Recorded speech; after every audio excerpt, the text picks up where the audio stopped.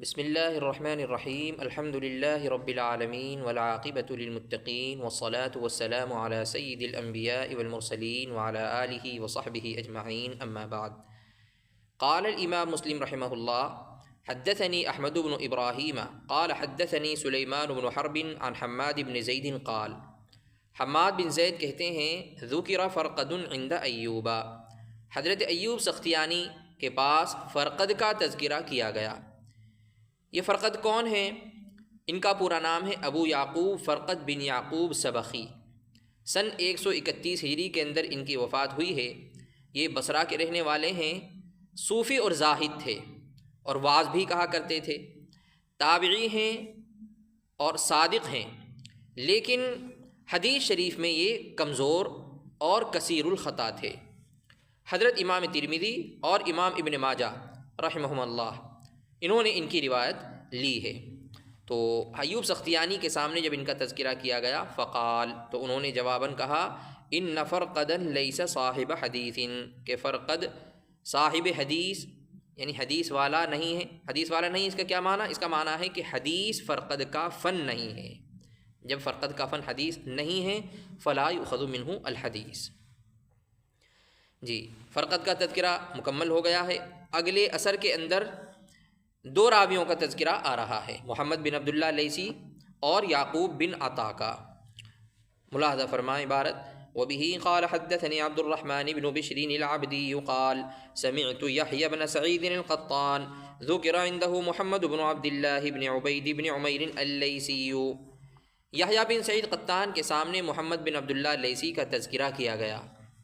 یہ محمد بن عبداللہ لیثی کون ہیں؟ ان کا پورا نام ہے محمد بن عبداللہ بن عبید بن عمیر لیثی مکی۔ یہ نہایت ضعیف راوی ہے۔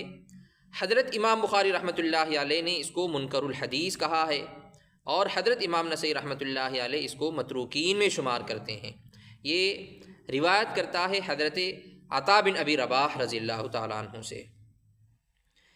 تو جب یحییٰ بن سعید قطان کے سامنے اس کا تذکرہ کیا گیا فضاعفہ جدا، انہوں نے اس کو بہت کمزور قرار دیا۔ مزید وضاحت کے واسطے حضرت یحییٰ بن سعید سے پوچھا گیا، فقیل لیحییٰ، حضرت یحییٰ بن سعید سے پوچھا گیا اضعف من یعقوب بن عطا، کیا یہ یعنی محمد بن عبداللہ لیثی جو ہے یہ یعقوب بن عطا سے بھی زیادہ کمزور ہے؟ تو یعقوب بن عطا یہ دوسرا راوی ہے۔ یعقوب بن عطا بن ابی رباح مکی، اس کے نام سے ہی معلوم ہو گیا کہ یہ عطا بن ابی رباح کا صاحبزادہ ہے، اور سن 155 ہجری کے اندر اس کی وفات ہے، کمزور راوی ہے۔ ٹھیک ہے، حضرت امام نسائی رحمۃ اللہ علیہ نے اس کی روایت کو لیا ہے۔ تو بہرحال جب حضرت یحییٰ بن سعید قطان سے یوں پوچھا گیا کہ کیا یہ یعقوب بن عطا سے بھی زیادہ کمزور ہے؟ قال نعم، انہوں نے فرمایا ہاں اس سے بھی زیادہ کمزور ہے۔ پھر فرمایا ما كنت ارى ان احدا يروي عن محمد بن عبد الله بن عبید بن عمیر، میں نہیں سمجھتا کہ کوئی محمد بن عبداللہ بن عبید بن عمیر سے روایت کرے گا۔ جی، اس اثر میں یہ دونوں راویوں کا تذکرہ یہاں مکمل ہو گیا۔ اگلا جو اثر آ رہا ہے اس اثر میں حضرت امام مسلم رحمۃ اللہ علیہ نے ایک تو حکیم بن جبیر ایک، عبد الاعلیٰ دو، اور موسیٰ بن دینار تین، اور موسیٰ بن دہقان چار، اور عیسیٰ بن ابی عیسیٰ المدنی، ان 5 راویوں کا تذکرہ کیا ہے۔ ان 5 کا مختصر تعارف ترجمے کے ضمن میں ہی ابھی آپ ملاحظہ فرما لیں گے۔ پہلے عبارت دیکھیں وَبِهِ قَالَ حَدَّثَنِي بِشْرُ بْنُ الْحَكَمِ قَالَ سَمِعْتُ يَحْيَى بْنَ سَعِيدٍ الْقَطَّانِ ضَعَّفَ حَكِيمَ بْنَ جُبَيْرٍ۔ یحییٰ بن سعید قطان رحمۃ اللہ علیہ نے حکیم بن جبیر اور عبد الاعلیٰ کو ضعیف قرار دیا۔ حکیم بن جبیر و عبد الاعلیٰ، حکیم بن جبیر کو اور عبد الاعلیٰ کو۔ حکیم بن جبیر کون ہے؟ اس کا پورا نام ہے حکیم بن جبیر اسدی کوفی۔ یہ سنن اربعہ کے متکلم فیہ راوی ہیں، ضعیف تو ہیں ہی، ساتھ ہی ان کے اوپر شیعیت کا الزام بھی ہے۔ اور عبد الاعلیٰ کون ہیں؟ دوسرے راوی عبد الاعلیٰ بن عامر ثعلبی کوفی، اور ان کی وفات سن 129 ہجری کے اندر ہے۔ یہ بھی سنن اربعہ کے راوی ہیں تو یہ صدوق، مگر ان سے حدیثوں کے اندر وہم ہو جایا کرتا تھا۔ جی، وضاعف یحییٰ، دیکھیے نسخوں میں بن کا لفظ بھی بڑھا ہوا ہے، مسلم شریف کے تمام نسخوں میں ضعف یحییٰ بن موسیٰ بن دینار، لیکن یہاں آپ یہ ملاحظہ کریں کہ ضعف فعل ہے، یحییٰ یہ فاعل ہے، اور موسیٰ بن دینار یہ مفعول بھی ہے، ٹھیک ہے۔ تو بن کا جو لفظ ہے یہ غلط ہے۔ حضرت علامہ نووی رحمۃ اللہ علیہ کی رائے بھی یہی ہے کہ یہاں یہ درست نہیں ہے، اس لیے کہ اس لفظ کے معنی کو اگر لیا جائے تو معنی اس کے یہاں درست نہیں رہتے، کیونکہ یحییٰ فاعل اور موسیٰ بن دینار مفعول بھی ہے، اور معنی واضح ہے کہ یحییٰ بن سعید قطان نے موسیٰ بن دینار کی تضعیف کی ہے۔ تو موسیٰ بن دینار یہ تیسرا راوی ہے اس اثر میں۔ موسیٰ بن دینار کون ہے؟ موسیٰ بن دینار مکی، یہ حضرت سعید بن جبیر سے روایت کرتے ہیں اور ضعیف راوی ہیں۔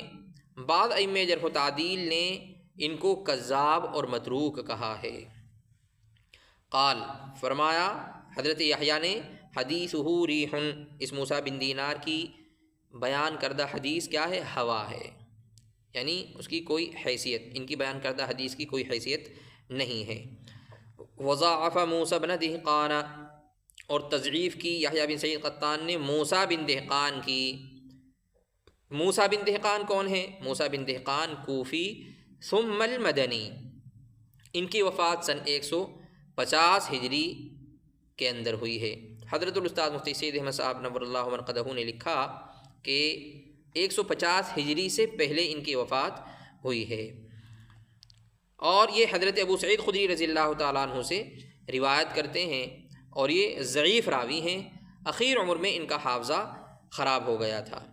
اور پانچویں راوی کا تذکرہ کیا، وضاعف عیسیٰ بن ابی عیسیٰ المدنی، تضعیف کی عیسیٰ بن ابی عیسیٰ المدنی کی۔ عیسیٰ بن ابی عیسیٰ میسرہ کوفی ثم المدنی، ان کی وفات سن 151 ہجری کے اندر ہوئی ہے۔ حضرت امام ابن ماجہ رحمۃ اللہ علیہ نے ان کی روایت کو لیا ہے، اور یہ متروک راوی ہے۔ جی، پانچوں کا تذکرہ اس اثر کے اندر ہو گیا ہے، اور ان پانچوں کا مختصر تعارف بھی آپ نے ابھی ملاحظہ کر لیا۔ اگلا اثر اس میں فرماتے ہیں، قال امام مسلم رحمۃ اللہ علیہ فرماتے ہیں، وسمعت الحسن بن عیسیٰ یقول، میں نے حسن بن عیسیٰ سے سنا، وہ کہتے ہیں، قال علی ابن المبارکی، کہ مجھے حضرت ابن المبارک رحمۃ اللہ علیہ نے کہا، اذا قدمت علی جریر، جب آپ جریر کے پاس جاؤ، یعنی رے پہنچو، رے میں جریر کے پاس جاؤ، فاکتب علمہ کلہ، تو ان کا سارا علم لکھ لو، یعنی جس راوی سے بھی وہ حدیث بیان کریں وہ روایت درست ہوگی اس کو لکھ لیا جائے، سوائے 3 راویوں کے، الا حدیث ثلاثۃ، یعنی 3 راویوں کی، 3 لوگوں کی حدیثوں کو نہ لکھو۔ لا تکتب عنہ حدیث عبیدہ بن معتب، ان سے نہ لو عبیدہ بن معتب کی حدیث، وسری بن اسماعیل، اور سری بن اسماعیل کی، ومحمد بن سالم، اور محمد بن سالم کی۔ ان 3 راویوں کا تذکرہ کیا۔ ان میں پہلا راوی، اس کا پورا نام ہے ابو عبد الرحیم عبیدہ بن معتب ضبی کوفی، یہ کمزور راوی سمجھے گئے ہیں۔ اخیر عمر میں ان کا حافظہ درست نہیں رہا تھا۔ ہاں بخاری میں ایک جگہ تعلیقاً ان کی روایت آئی ہے۔ حضرت امام ابو داود، امام ترمذی، اور حضرت امام ابن ماجہ رحمہم اللہ، ان حضرات نے ان کی روایت کو لیا ہے، اور امام نسائی اور امام مسلم رحمۃ اللہ علیہ نے ان سے روایت نہیں لی ہے۔ دوسرا راوی جو ہے سری بن اسماعیل، یا سری بن اسماعیل، السری بن اسماعیل حمدانی کوفی، یہ جج تھے لیکن متروک راوی ہیں۔ حضرت امام شافعی رحمۃ اللہ علیہ کے چچا زاد ہیں، اور ان کی روایت کو امام ابن ماجہ رحمۃ اللہ علیہ نے لیا ہے۔ اور تیسرے جو ہیں محمد بن سالم، ان کا پورا نام ہے ابو سہل محمد بن سالم حمدانی کوفی، یہ بھی ضعیف راوی ہیں، اور ان کی روایت کو حضرت امام ترمذی رحمۃ اللہ علیہ نے لیا ہے۔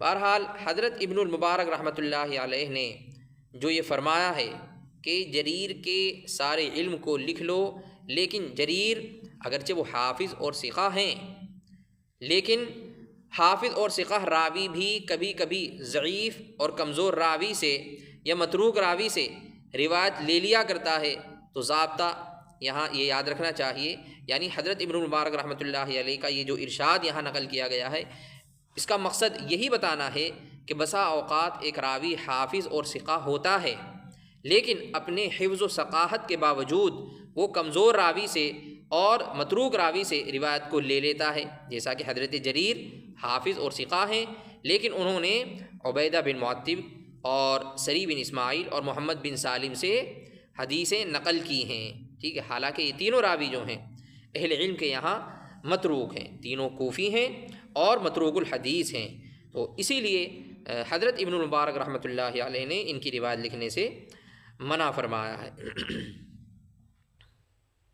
چنانچہ حافظ اور ثقہ راوی اگر کسی متروک راوی یا کمزور راوی سے روایت کو لے تو وہ قبول نہیں کی جائے گی۔ حضرت امام مسلم رحمۃ اللہ علیہ بہت پہلے سے ضعیف راویوں پر کلام فرما رہے تھے، تو یہاں ضعیف راویوں کے اوپر کلام مکمل ہو گیا ہے، اور جتنی روایات کے اندر ضعیف راویوں پر کلام کیا ہے حضرت امام مسلم رحمۃ اللہ علیہ نے، اتنی روایتیں طلباء کو یہ سمجھانے کے لیے بہت کافی ہیں کہ ائمہ جرح و تعدیل ضعیف راویوں کے اوپر کیسے کلام کرتے ہیں، کیسے ان پر جرح کرتے ہیں۔ رہا یہ معاملہ کہ کل ضعیف راوی کتنے ہیں اور ان کے بارے میں ائمہ جرح و تعدیل نے کیا کیا اقوال اور اپنی کیا کیا آراء پیش فرمائی ہیں، تو ضعیف راوی کی تعداد حتمی طور پر بیان نہیں کی جا سکتی، وہ تو ہزاروں میں ہیں، ضعیف راوی ہزاروں میں ہیں۔ چنانچہ حضرت الاستاذ مفتی سید احمد صاحب نور اللہ مرقدہ لکھتے ہیں کہ ابو جعفر عقیلی مکی رحمۃ اللہ علیہ نے کتاب لکھی ہے، کتاب الضعفاء الکبیر، وہ 4 جلدوں کے اندر ہے۔ اس کتاب کے اندر 2100 سے زیادہ ضعیف راویوں کا حال انہوں نے لکھ رکھا ہے، اور پھر حضرت الاستاذ فرماتے ہیں کہ ہر ضعیف کے بارے میں ائمہ جرح و تعدیل کا کلام پایا جاتا ہے، تو ظاہر سی بات ہے تمام ضعیف راویوں کا احاطہ ایسی صورت میں نہیں ہو سکتا ہے، یہ تو مستقل ایک بڑی کتاب کا موضوع ہے، اور یہاں یہ مقدمہ جو ہے جو کہ اصول حدیث کے سلسلے میں ہے یہ مختصر ہے، اور تمام ضعیف راویوں کا حال اس مختصر مقدمے میں نہیں لایا جا سکتا ہے، اور تمام ضعیف راویوں کے حال کو بیان لانے کی یہاں ضرورت بھی نہیں ہے، جیسا کہ ابھی ذکر کیا کہ امام مسلم رحمۃ اللہ علیہ نے جتنی روایات یہاں بیان کی ہیں وہ طلبہ کرام کو یہ مسئلہ سمجھانے کے لیے کہ ائمہ جرح و تعدیل کیسے کیسے ضعیف راویوں کے اوپر نقد کرتے ہیں اور جرح فرماتے ہیں، یہ روایات یہ بات سمجھانے کے لیے کافی ہیں۔